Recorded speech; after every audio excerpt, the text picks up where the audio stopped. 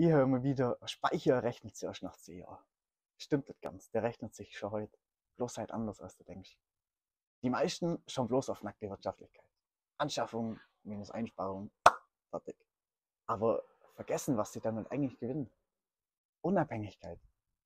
Ohne Speicher schickst deinen Strom einfach ins Netz. Das für einen Centbetrag und kaufst ihn abends teuer zurück. Mit dem Speicher nutzt du den Strom dann, wenn du ihn wirklich brauchst. Da musst du abends keine 40 Cent mehr pro Kilowattstunde zahlen, wenn du deinen eigenen gespeichert hast. Und ja, ein Speicher kostet. Aber er bringt dir Komfort, Autarkie und planbare Energiekosten. Und das ist langfristig Gold wert.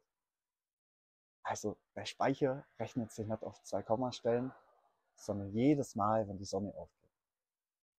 Und wenn du wissen willst, wie du ganz leicht selber herausfindest, welche Speichergröße bei dir sinnvoll ist, dann schreib mir und ich erkläre es dir.